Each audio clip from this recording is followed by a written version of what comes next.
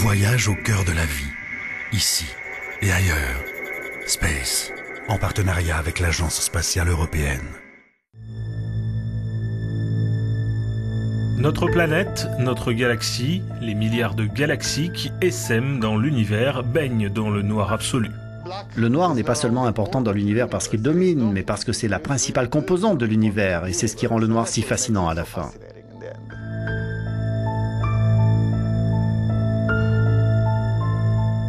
Le tout fait 100%. Pour 75%, c'est-à-dire les 3/4, il s'agit de l'énergie sombre. Aux alentours de 21%, il y a la matière noire. Les trous noirs ne représentent pas grand-chose.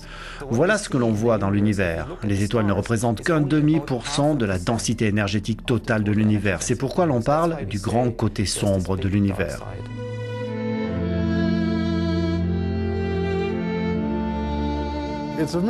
C'est un mystère, nous ne savons rien, et l'utilisation du mot noir traduit notre ignorance. Trou noir, matière noire, énergie sombre, trois énigmes qui sont le côté obscur de l'univers. Obscur car inconnu, obscur car privé de toute lumière. À l'aube de l'année internationale de l'astronomie, trois éminents spécialistes européens essayent de faire un peu la lumière sur ces grandes inconnues. 2009 est l'année internationale de l'astronomie. Nous voulons communiquer auprès du public sur cette année et l'informer sur le côté sombre de l'univers qui représente le plus profond et le plus intéressant casse-tête de la physique moderne. Les étoiles meurent, ou mieux explosent, pour se transformer en ce que l'on appelle une supernova. Au cours de ce phénomène, des trous noirs se forment. Là est le grand mystère, ainsi qu'une extraordinaire source d'études pour cet astrophysicien allemand. Un trou noir est une masse très concentrée. Si vous prenez de la matière, n'importe quel type de matière, et que vous la compressez sur un petit volume, alors la gravité devient très forte.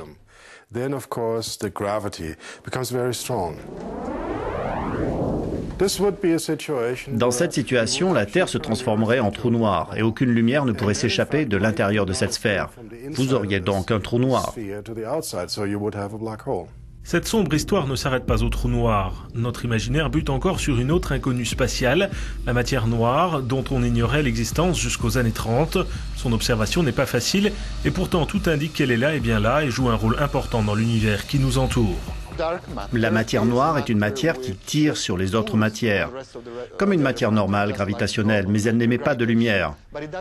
Donc on ne peut la voir avec des instruments ordinaires, mais on peut voir ses effets sur la gravitation des objets tout autour.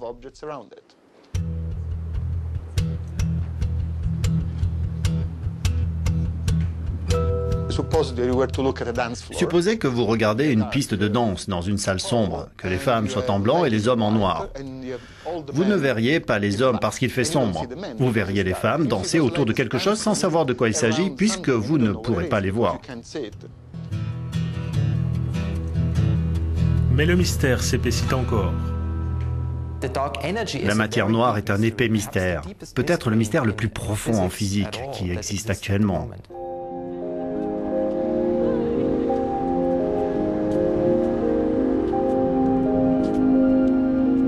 La science s'efforce de mieux cerner le problème et avance diverses explications.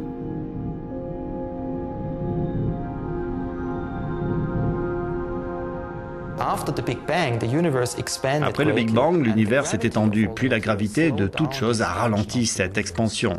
Mais il y a 5 milliards d'années, soudainement, l'expansion de l'univers s'est remise à accélérer. Nous pensons que ce champ d'énergie noire provoque l'expansion de l'univers.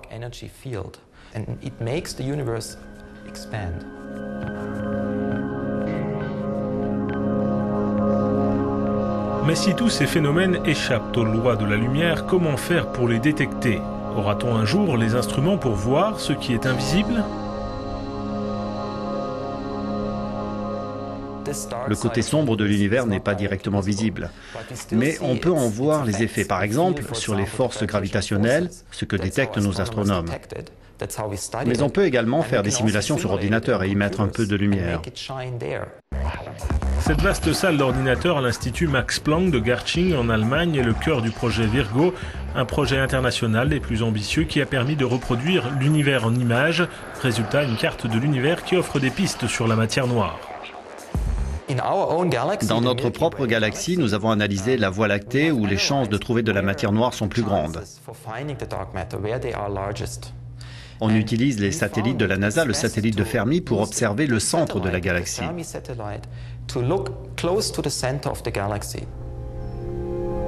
À l'autre bout du monde, dans le désert d'Atacama au Chili, se trouve une perle de la technologie européenne, le VLT, Very Large Telescope.